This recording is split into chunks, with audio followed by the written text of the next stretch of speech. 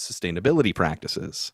Their opinions of brands are more likely to change as a result of seeing a brand change their behaviors to be more eco-friendly. But it's one thing to say something on an online survey and another to alter consumption habits, especially when part of the appeal of fast food is convenience. Shelley Miller teaches environmental sustainability at the University of Michigan. It's not clear that just because people want single-use plastics to go away, that they're actually willing to change their behavior in order to support the models to make it happen. And she points out that switching to new packaging will cost fast food companies money. So they'll likely weigh whether consumers would be willing to pay a little more for their products before they make a change. I'm Andy Euler for Marketplace.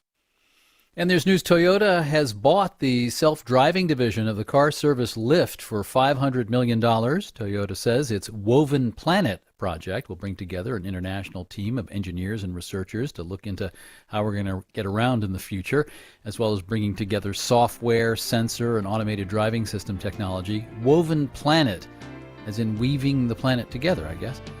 Our producers are Meredith Gerritsen, Stephen Ryan, Daniel Shin, and Erica Soderstrom. I am David Brancaccio. This is Marketplace Morning Report. From APM, American Public Media.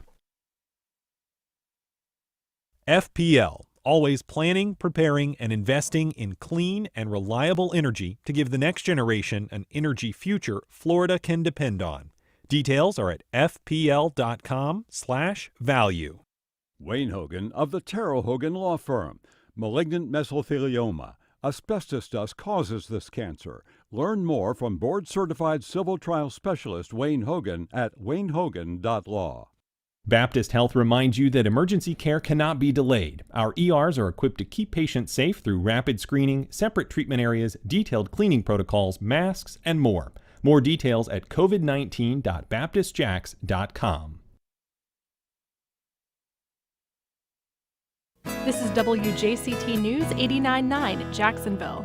Ahead in the next 5 minutes, live local news for the First Coast from the WJCT News team.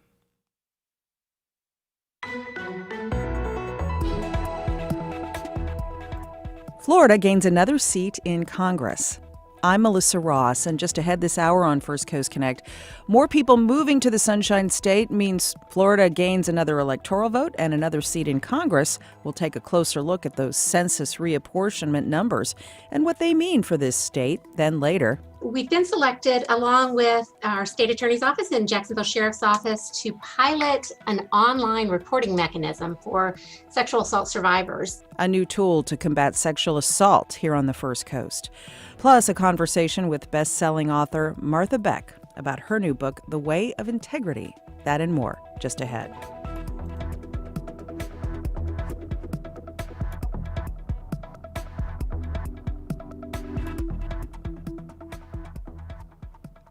After the day's news.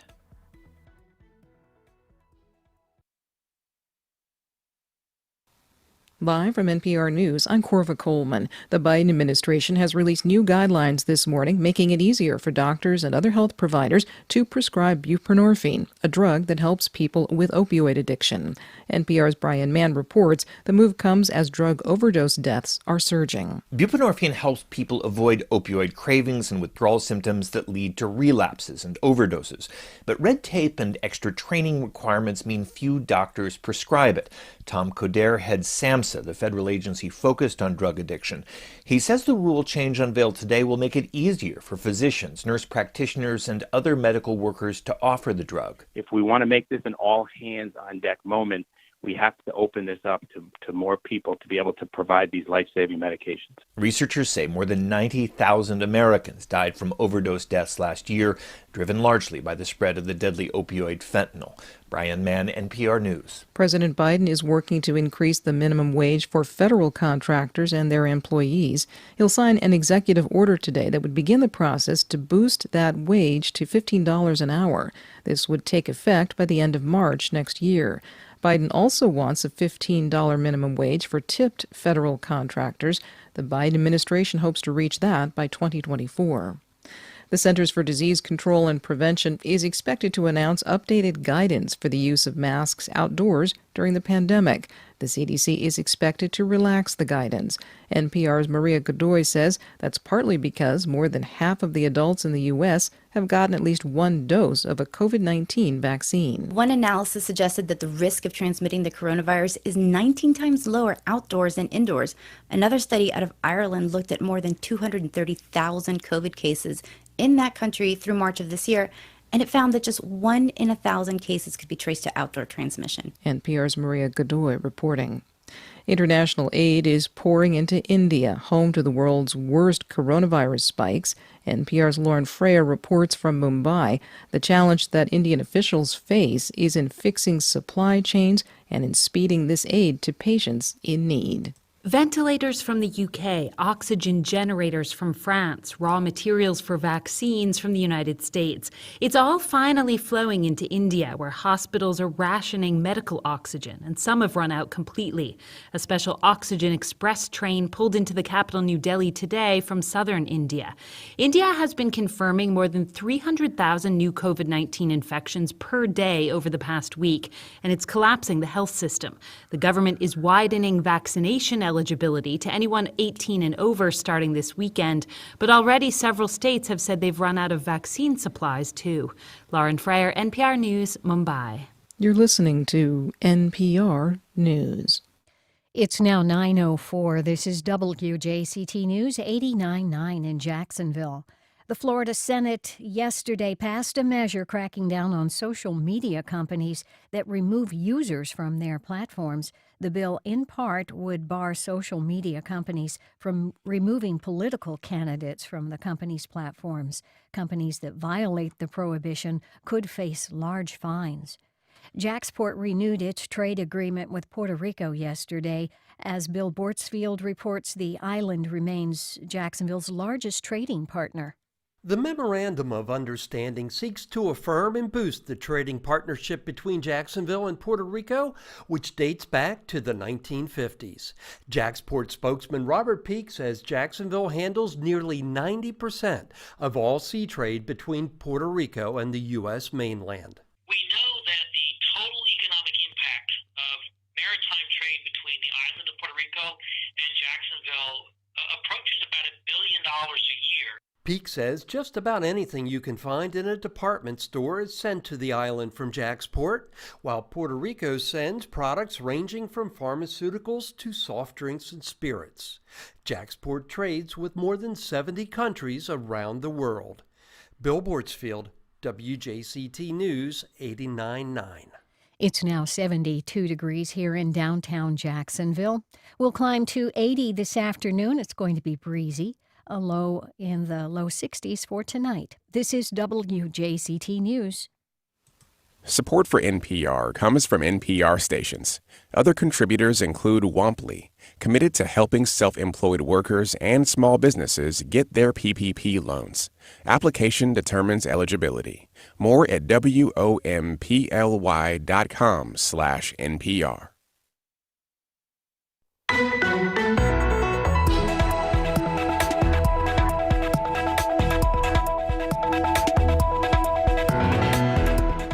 People are flocking here to Florida, which means we're getting another seat in Congress. Good morning. We're live from Studio 5. I'm Melissa Ross, and this is First Coast Connect. Thanks for listening. Just ahead, why power in Congress is shifting from blue to red states as people vote with their feet and move around the country. A discussion coming up on this. Give us a call. It's 549-2937. Then later, best-selling author Martha Beck. First, though, the latest numbers on the pandemic. The state reported 3,513 new cases of the virus yesterday and 64 more deaths. The bottom line, the pandemic is still with us. We keep every day telling you about new cases, new hospitalizations, new deaths. So please get your vaccine. Please keep masking up when you go into crowded places. Well, Florida is about to become a more powerful player in national politics based on census reapportionment numbers released Monday. This is part of a very important redistribution of power that takes place in this country once every 10 years. The bottom line, we're getting another seat in Congress. But the gain isn't as big as some had expected for Florida. Mike Binder runs the Public Opinion Research Lab at UNF, and he's been looking at this. He's on the line. Hey, Mike. Good morning, Melissa. Thanks for being with us, Mike. And here's our question to callers. More people are moving to states like Florida and Texas, and these states are getting more power in Congress. States up north are losing seats in Congress. What do you think about this? Give us a call. Let us know if you maybe are a recent arrival to the state. It's 549-2937. Emails to firstcoastconnect@wjct.org. Tweets to @MelissaInJax. Okay, so this wasn't unexpected, Mike. Florida's congressional delegation gains a seat. We'll now have 28 seats in the 435-member House of Representatives. This begins with next year's elections. We pick up an electoral vote. But Florida was expected to gain 2 seats in Congress because over the last 10 years, this state's population has grown so much, right? We were. There was a lot of thought that we might get 2. The problem is, and we don't know the answers yet because the numbers that were released yesterday were just broad state-based totals. We don't know. Maybe there was some of an undercount here in Florida and other states across the country as well. And there's certainly some reason to believe that, Florida may have suffered disproportionately from some of the counting problems associated with what happened over the last year plus. Let's talk about that. Certainly, former President Trump, his administration worked to prevent the census from counting non-citizens. The Supreme Court ruled they had to be included. There was a push for a citizenship question on the census that was controversial for a while. So is it possible that people in Central and South Florida might have just not filled out the census because they didn't want to answer what they were worried might be a citizenship question? Certainly. I would absolutely say that's entirely possible and reasonable. And if you look at some of the rhetoric that had come out of the White House over the past year or so during the census and leading up to it, there was a lot of disincentive for maybe somebody that isn't a citizen yet, even if they're maybe on the legal path towards citizenship, just simply saying, you know what, I'm not getting any direct benefit from filling out this form, and I potentially face some real costs if maybe they're going to use this information, come here, and then deport me. So there was a lot of fear-mongering that was going on that certainly could have led to some folks being much less inclined to fill that out. But, and I say this with kind of the other side of the coin, I put my professor hat on for a second. This isn't just about non-citizens not filling out the census. If we look at folks that maybe are distrusting of government, maybe they are just skeptical of the federal government in general and are not inclined to participate in surveys, those folks tend to look a lot like the far right wing of the Republican Party and heavy Trump supporters. So it's entirely plausible that some of those folks aren't filling out the census either. And we have a fair share of those here in Florida, too. So it's not just folks on the left that might not be filling this out and maybe leading to an undercount. That's so interesting. And, whatever people's motivations are, it's so counterproductive, Mike, not to fill out the census, because this is the thing that stuck out to me yesterday the most when these reapportioned numbers came out. New York lost a congressional seat. And they calculated that if only 89 more people in New York State had filled out and turned in the census, New York State would have kept that congressional seat, and Minnesota, which had very high participation in the census, would have lost a seat in Congress. But people in Minnesota dutifully sent in their census and kept that seat. And it literally came down to 89 residents of New York State who declined to send back the census. Because of that, New York has lost a seat in Congress, New York State. They're losing clout and influence in Congress. They're losing money. There are real consequences to not filling out the census for states. Absolutely. And one thing also to think about, right? Minnesota is one of those states that has high voter participation. They participate well in surveys, generally speaking. So it makes a lot of sense. The other thing to think about in New York, and this is, maybe a little on the morbid side, was by the time the deadline for the census filling out all that paperwork came around, New York was leading the country in deaths from coronavirus. So it's entirely plausible, 100 people that would have filled out that survey didn't, simply because they had passed away from coronavirus. So the implications for what's been happening over the last year, it's not just one thing, it's a lot of things that could lead to this. Wow. We're speaking with Mike Binder of UNF's Public Opinion Research Lab. And let us know, are you a longtime Florida resident or did you move here in the last 10 years? If you're a fairly new arrival, you're part of this huge population surge in Florida, which means we are getting another congressional seat and another electoral vote. Give us a call. Let us know what you think about the migration, really, a great migration to states like Florida and Texas and others. Give us a call at 549-2937. Now, overall, Mike Binder, the effect of these numbers being calculated means that the net effect is that Republicans are gaining a little more power in the House of Representatives. Can you talk a little bit about what's driving this? Because we have seen a lot of people moving out of states like California, Illinois, New York, to states in the Sun Belt.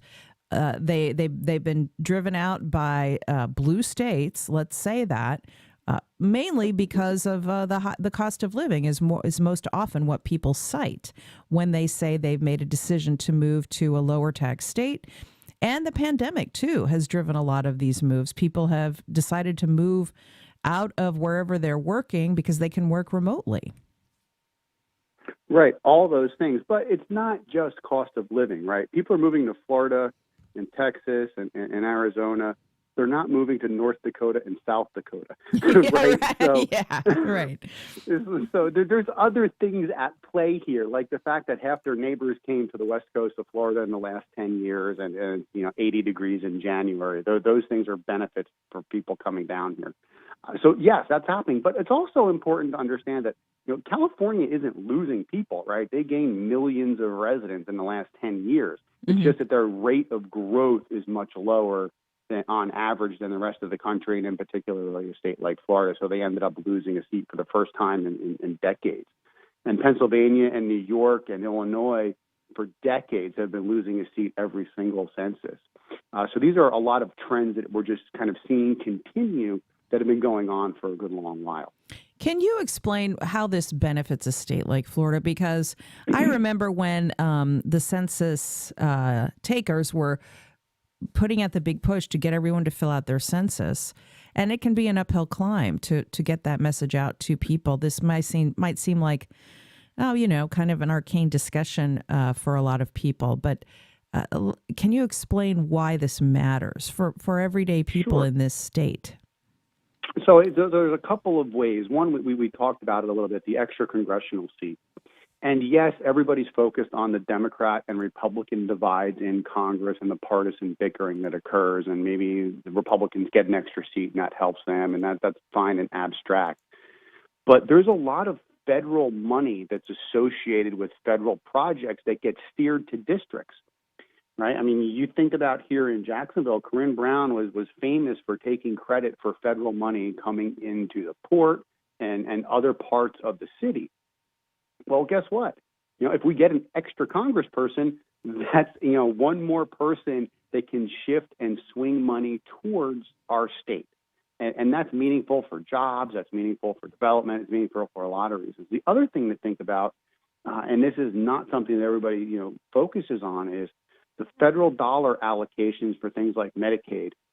Those are based on population numbers at the state, and that can help shuffle in more federal dollars into the state of Florida, right? Every dollar that comes into the state of Florida from the federal government is going to be, most of it's going to end up being spent here in small businesses, and that is leading to more jobs, and that's leading to, higher living standards and a lot of good things. So the more money that can come here, the better. And by having filled those out and gaining that extra seat, we're improving our lot in that regard as far as the resources that we can extract from the federal government. It's 549-2937 to join the show. Here's a tweet from a listener. I've been here since 1978, when Democrats still had a firm hold on Florida politics. There have been many changes in Florida, not all of them good, over these decades. Do you think, is it safe to say that Florida, which for years, of course, we thought of as a swing state, Mike, is now a red state, despite the fact that it tends to have incredibly close elections?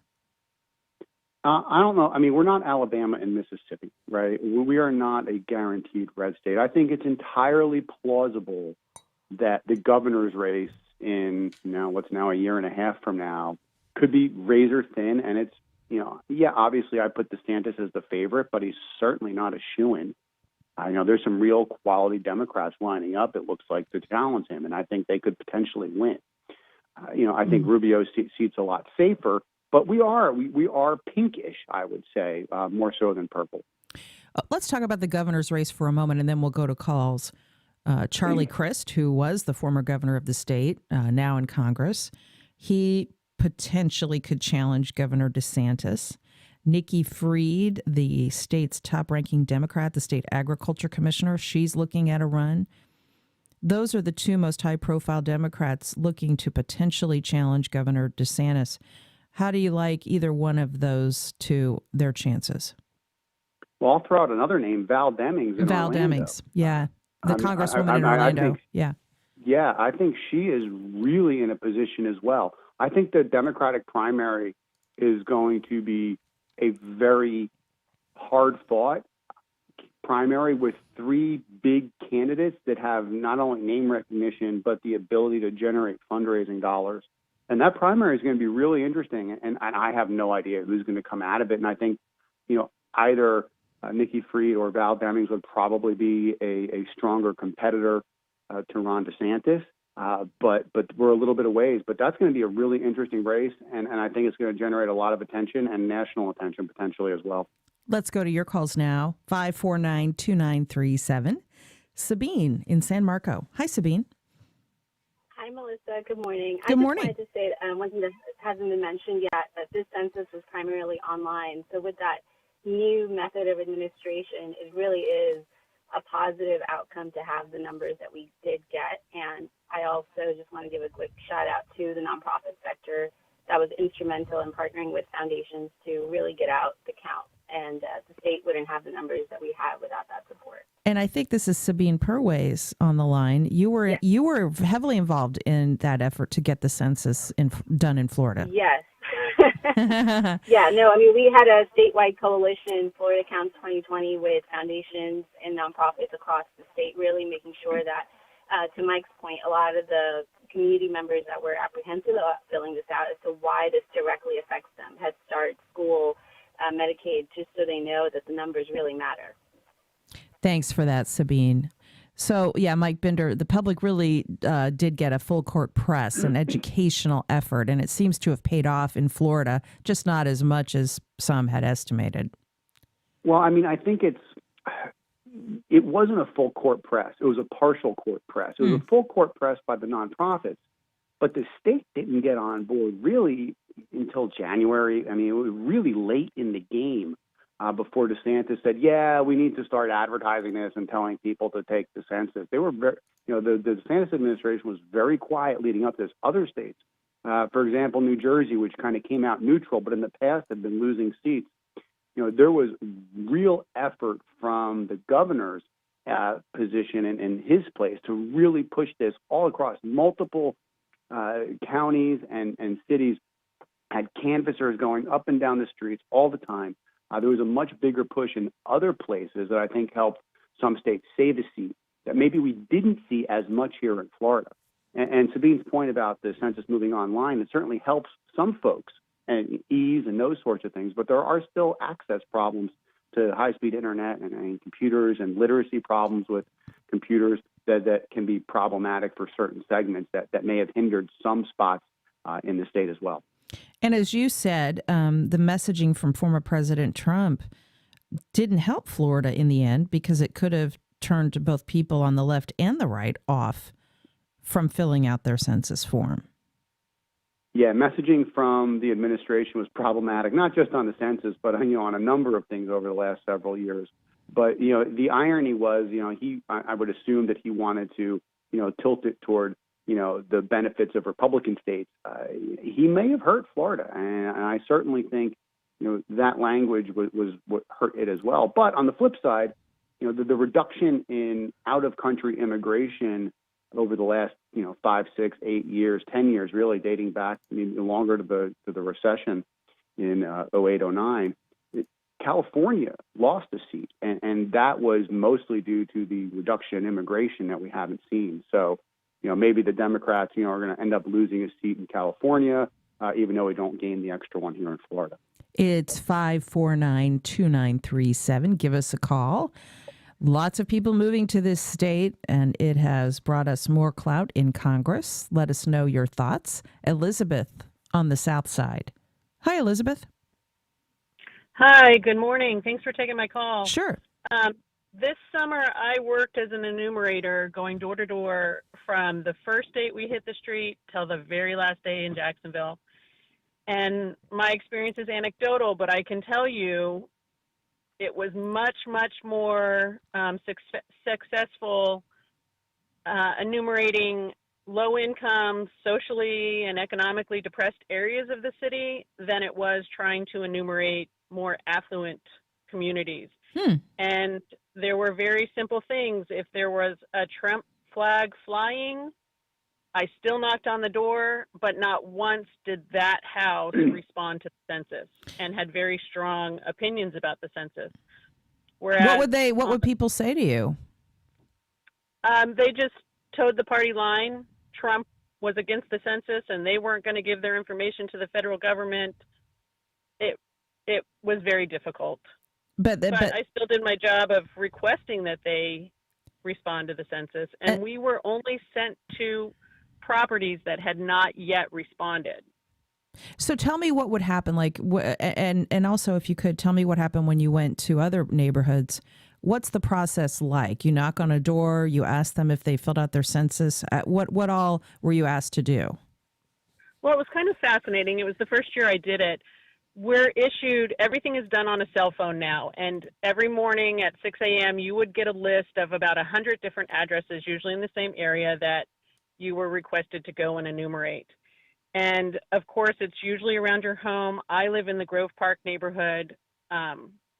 Repeatedly, neighbors that I've known for 20 years refused to respond to the census just because of that statement that Trump is against the census. I stand with my president. I'm not going to give my information to the federal government. On the flip side, and generally these were apartment complexes of color, many times one group of immigrants would live predominantly in one apartment complex or area.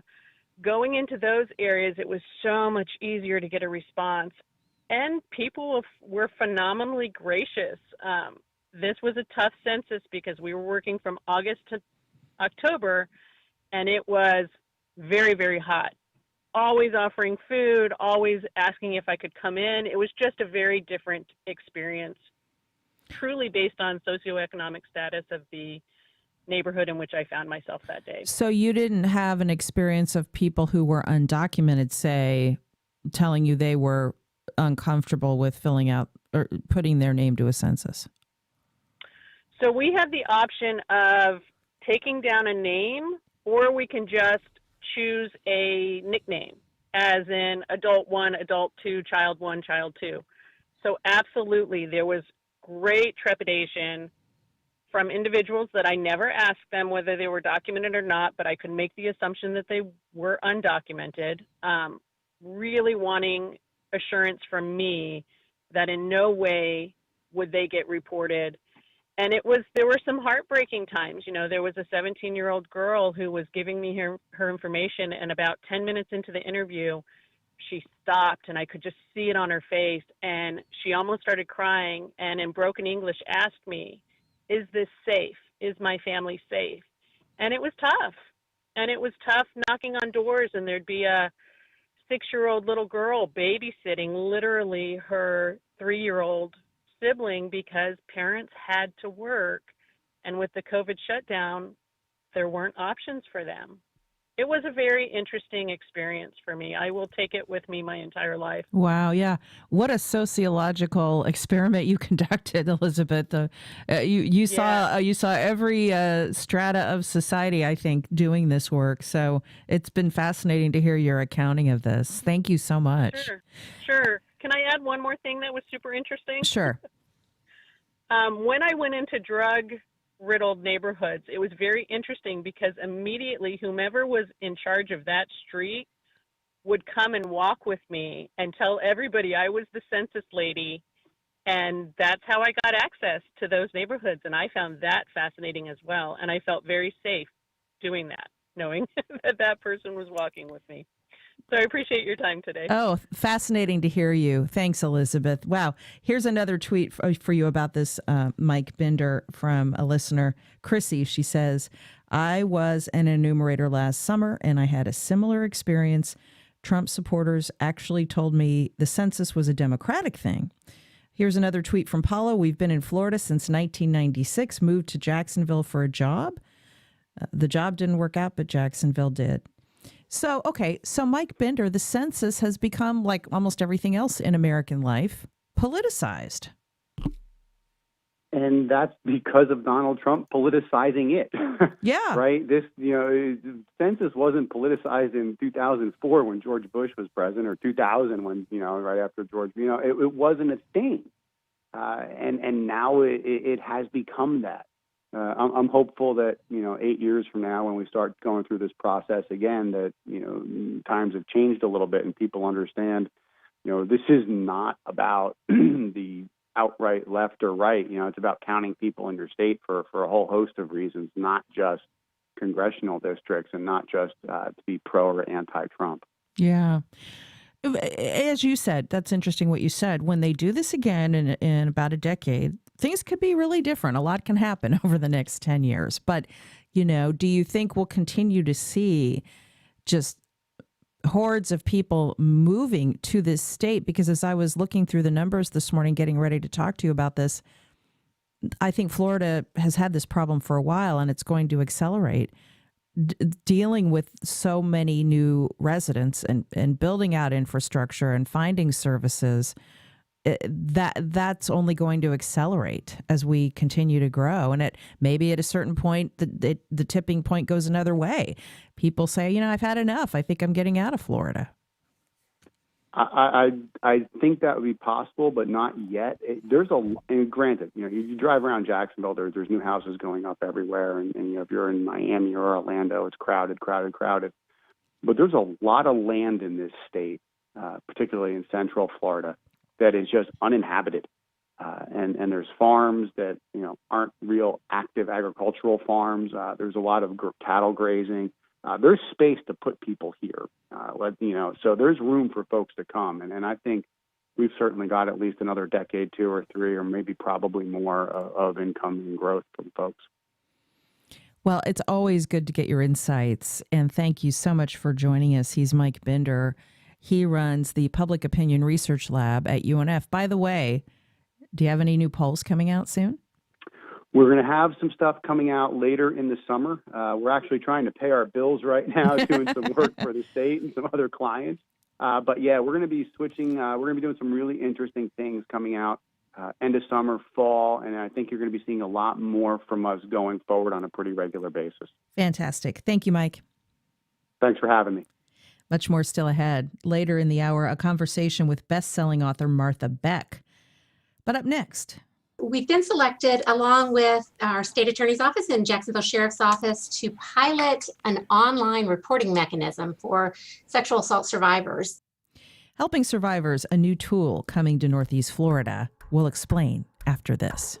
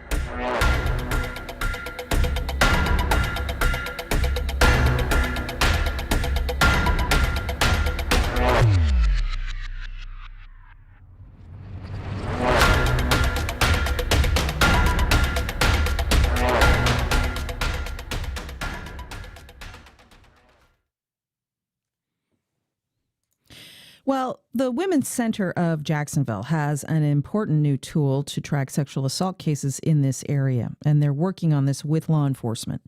I spoke about it with Executive Director Teresa Miles and Adair Newman, the Special Victims Unit Director with the State Attorney's Office. Ladies, good to have you both on the show. Thanks for joining us. Thank you, Melissa. Great to be here. Thank you. Great to be here. Teresa, let's begin with you. WCJ, the Women's Center of Jacksonville, has a big announcement for the community. You're piloting something that only 2 cities in America will have to fight sexual assault. Tell us about this new reporting tool. Yes, this is very exciting for us. It's us and Michigan, Adrian, Michigan, actually. So we've been selected along with our state attorney's office and Jacksonville Sheriff's Office to pilot an online reporting mechanism for sexual assault survivors. This allows survivors to go on to one of our websites and to really chronicle their assault in a way that is can be without identification initially, so that they can really take their time, move through this. We call it a widget because there's an app available as well that allows that to happen. It's being created as we speak, and we partnered with End Violence Against Women International to get this this going. So we're really excited about it. So Adair Newman, you're the SVU Director with the State Attorney's Office. How will this help with your work?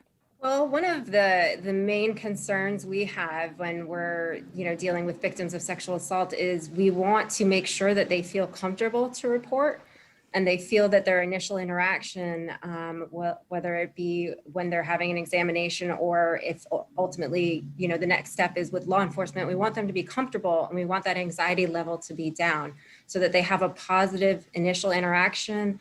And so that they will feel comfortable as we're going through the process, because it is a very difficult process. Mm-hmm. So the more we can do to help with that initial step to maybe reduce anxiety on the part of a victim, the better likelihood we have of ultimately being successful with the prosecution. And it's also a way to capture information, which you need to successfully prosecute. That can often be a challenge too, right?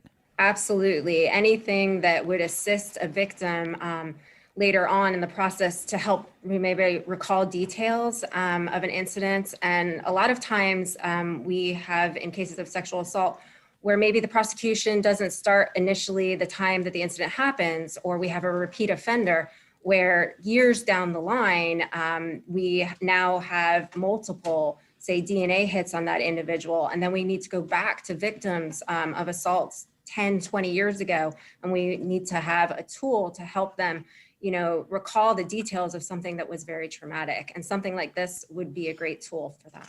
So Teresa, how did you come upon this tool? How was it developed? Tell us about the history. Actually, we were approached by End Violence Against Women International. We have a long-term partnership with them, and one of their staff reached out to me and said, would this be something that you're interested in? We know that you have a strong relationship with your local state attorney and your sheriff's office, and we are looking for an agency that partners well. And Jacksonville has a community like that. We all work together on behalf of the survivors of sexual assault. So they talked to us about an organization called Victims Voice that had created something similar for domestic violence. And it is has been shown to be legally admissible. And it's an opportunity for that survivor to feel as though they're in a setting where they capture it with their own voice.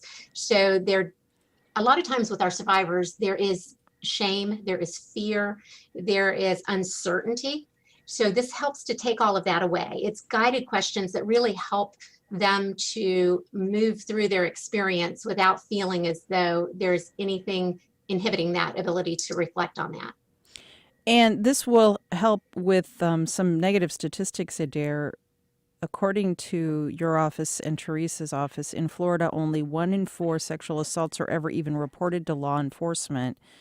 So 75% never even make it to your desk, correct?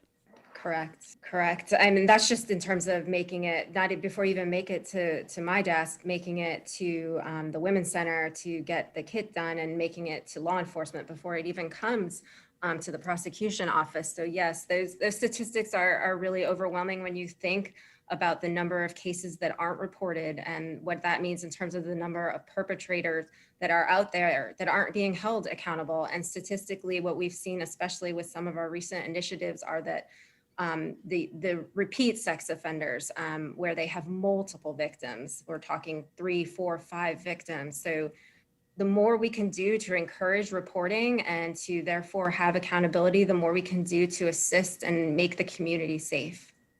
So this is launching in summer, Teresa? That's our hope. We're planning for a June launch date. It's being created now. And we're really excited about it. We really believe that the objectivity of the questions that will be presented kind of in that written format will allow survivors to understand that there's no judgment, there's no bias. I mean, this could really be a game changer when you look at how survivors feel in talking to someone about a sexual assault. Well, thank you both for joining us. Teresa Miles, Women's Center of Jacksonville, WCJ, and Adair Newman, SVU Director with the State Attorney's Office, the Fourth Circuit here in North Florida. Thanks to you both. Absolutely. Thank you so much.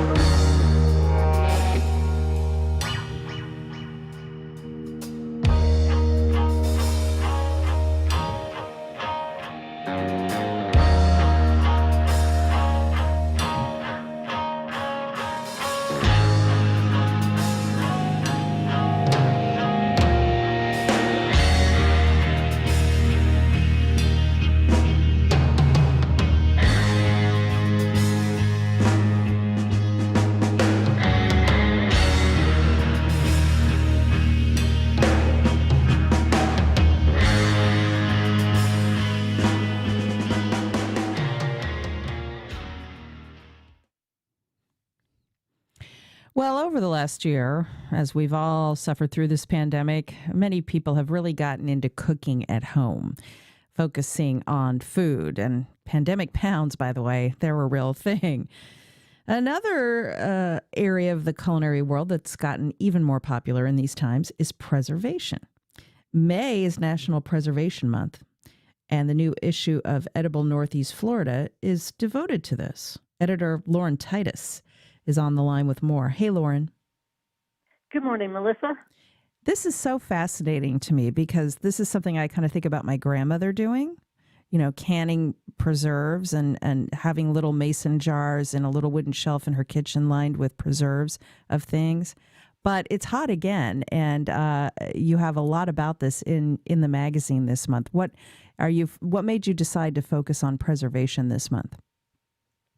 Well, the preserved issue really addresses all the different ways that food integrates into our culture, whether it's from home canning, like you mentioned, or even into the architecture in our towns. Food has a way of inching into every different aspect of our lives.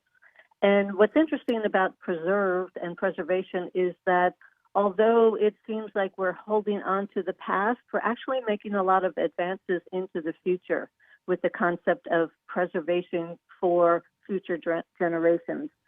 For instance, in this issue, we always like to take a slightly sideways view at our issue themes. So for the preserved issue, we looked at how food is incorporated into giving old buildings new life. For instance, in St. Augustine, you know, we like to talk a lot about our history here. And that includes a lot of old buildings that are renovated and given new life as venues for food and drink businesses. That's great. And you're focusing on everything old being new again, whether it's food, whether it's buildings. By the way, I want to mention, I don't know if you mentioned this in the issue, but there is a Duval County Canning Center that people can access through the University of Florida's Extension Office. You can go over to Commonwealth Avenue and can food at an actual professional kitchen. So that's something, it's one of those little hidden gems about Jacksonville that I like to always mention. In the old days, in the 1930s, it was your grandmother doing it. It's a different population going in there today. Anyone can use it. But as you report too, Lauren, people are doing this at home. Yes, absolutely. One of the offshoots of the pandemic gardening, the new Victory Gardens, people found themselves with a lot of extra produce on hand. So the natural next step was, well, how do we avoid throwing it all in the trash? And our neighbors have had their fill of our zucchini. What do we do with it next? So preserving that, finding different ways to carry on that seasonal flavor down the road has been a new pastime for a lot of people. To that end, we have a recipe for kimchi. A lot of people are interested in probiotic foods and fermentation. And people are familiar with kimchi made with cabbage. We have a recipe from Trader's Hill Farm for pak choi kimchi, which is a baby bok choy. So it's a way to take an old recipe and give it a new spin with using slightly different ingredients that you may have growing in your own garden or find at the farmer's market. You've got recipes on your website for everything from fresh fig preserves to preserving sauerkraut, kimchi, as you said, lemon curd, and a lot more. What would you say to people who might be intimidated by even trying to do this? I always recommend starting out small. Don't get 20 pounds of strawberries and turn around and expect to make, these pristine bottles of strawberry jam your first time out. Just try small batches. I'm a big believer in small is beautiful. And so just take things really slow, follow the instructions. If you're a first-time canner, don't think you can use less sugar, for instance, than the recipe calls for, because that will definitely lead to a less than successful end result. And it gets discouraging if that happens. So start small, follow the instructions, and look to the experts. All of our recipes come from either professional chefs or farmers who've had, years of experience under their belts, and we really appreciate their expertise in guiding us through these perhaps new techniques in the kitchen. Do you think the pandemic has forced a reckoning in the kitchen overall, whether it's preserves or maybe people are now getting into growing a garden in their backyard, setting up compost? People are just more inwardly focused on what they're doing with their food at home, and they're more conscious of being frugal with their food. And this is one way of doing that. Yeah, absolutely. When some of our food supply was disrupted over the past year, people had to find different outlets to get some of their food or to look for different types of food, different types of ingredients. And that definitely makes you resourceful in the kitchen. And when you can't go out to eat as often as you like, unfortunately, then you have to be creative in the kitchen and keep your culinary interest alive. We published a cookbook last year, and we found that people were very excited to see that so that they could have some new ideas in the kitchen and not get bored as easily as they found themselves getting bored during the pandemic. So have you done any canning or preserving yourself? Oh, yes. What have you been doing? Yes. Well, strawberries. Strawberry season is always one of my favorite times of the year. Peaches. Last summer, I got my hands on a case of peaches and made this phenomenal peach preserves. I'm looking forward to blueberry season coming up. Occasionally, I'll make a preserve that doesn't quite gel, like orange marmalade. I've tried a couple of times and I can't quite get my formula down.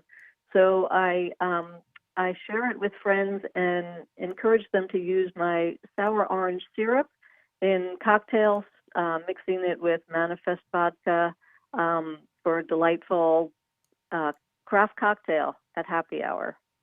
There's lots of ways you can use your preserves, in other words. Absolutely, absolutely. And speaking of that, the preserved issue had a couple of recipes for cocktails using pickles and preserves.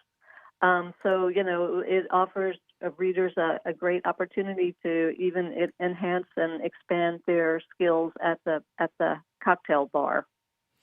Check it out. It's the new issue of Edible Northeast Florida, focusing on preservation. May is National Preservation Month. It's such a beautiful magazine, and it's available everywhere. Pick it up wherever you see it around town. Editor Lauren Titus, so good to talk to you. Thanks for sharing all this bounty with our listeners. We appreciate it. Thanks, Melissa. Always a pleasure. A quick break, and in a moment, she's a best-selling author and a life coach. Now, Martha Beck is out with a new book. We'll hear more about the way of integrity after this.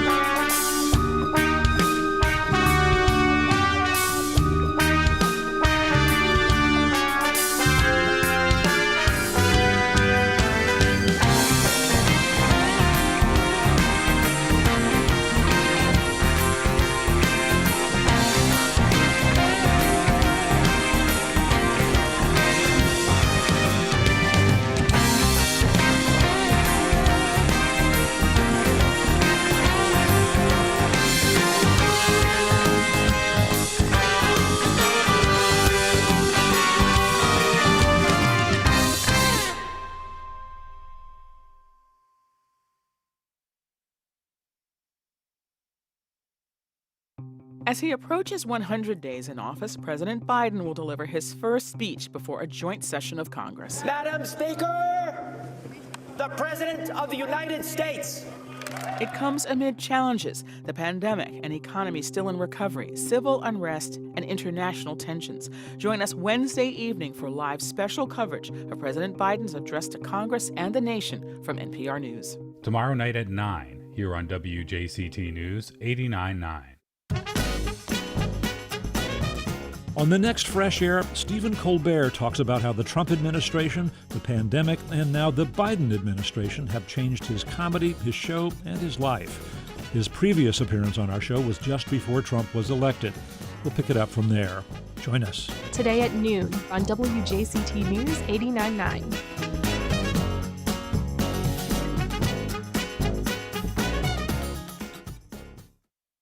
I'm Peter O'Dowd. The widow of Republican Senator John McCain endorsed Democrat Joe Biden and believes the Republican Party needs reform. I watched my husband argue and fight with Joe Biden, with Ted Kennedy and others, but he did it for the good of the country. We'll speak with Cindy McCain about her new book next time on Here and Now. Today at 2 on WJCT News 89.9. For almost 50 years, NPR has been a trusted source for news, helping you stay informed. With more of us now listening on our phones, these same devices have many not so much looking for news, but looking for dire headlines that validate how we feel. So, how do we slow the doom scroll? Next time on 1A. Today, starting at 10 on WJCT News 89.9.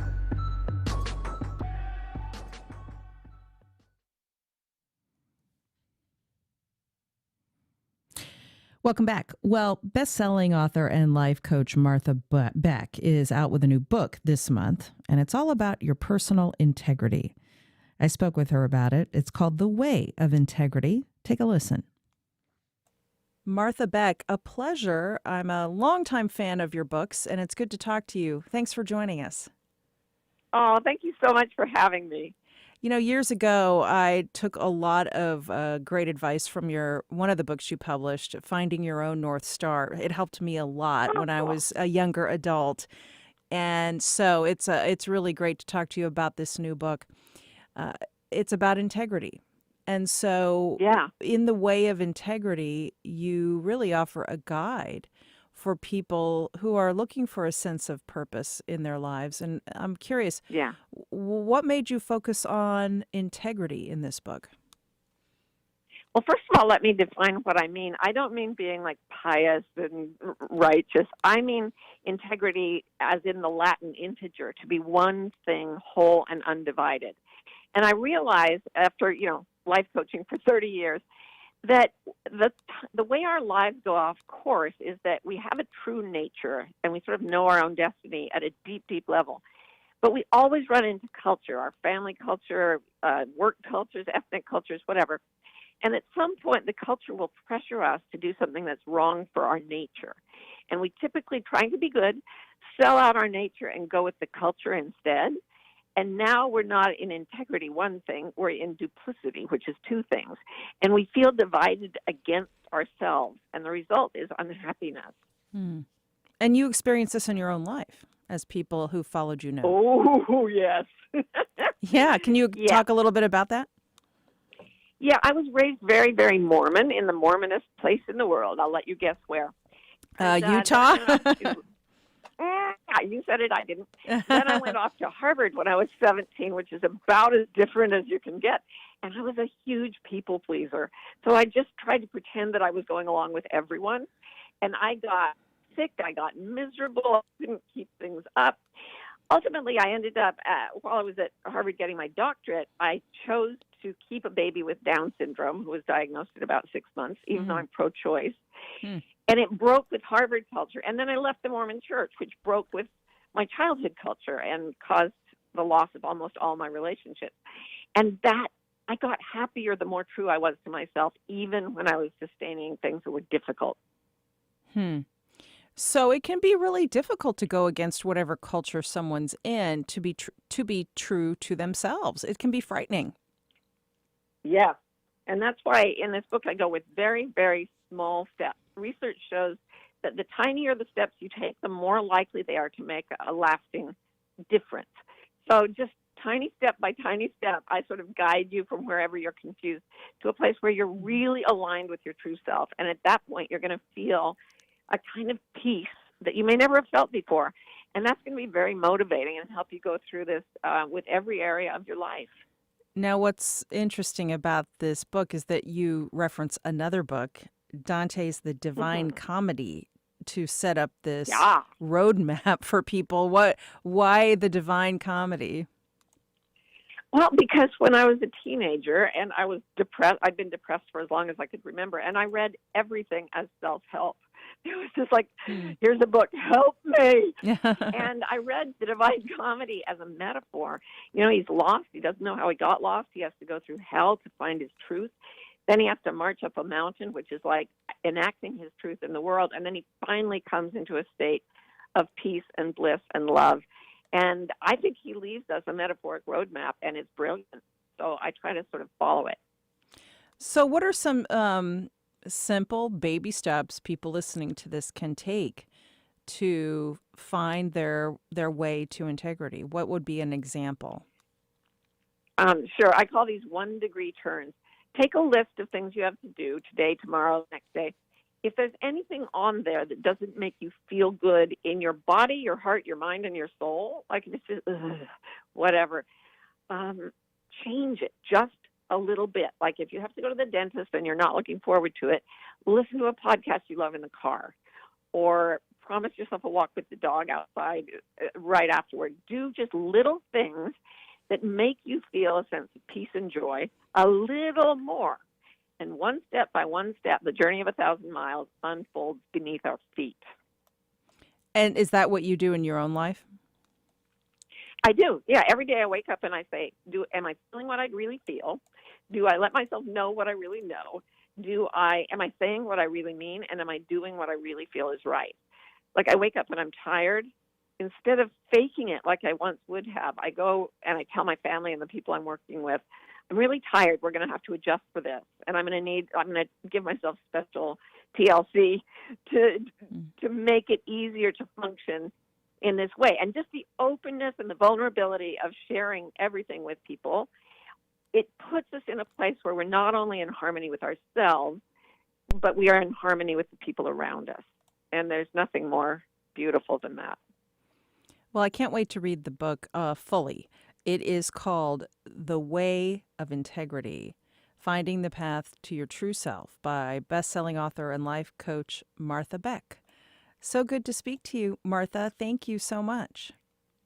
Thank you, Melissa. Keep doing your great stuff in the world. And that's our show. Thanks for listening. I'm Melissa Ross. Thanks to all of our guests and callers, along with producer Heather Schatz and director Josh Torres. We'll be back at 9 a.m. tomorrow. Have a great day, everybody.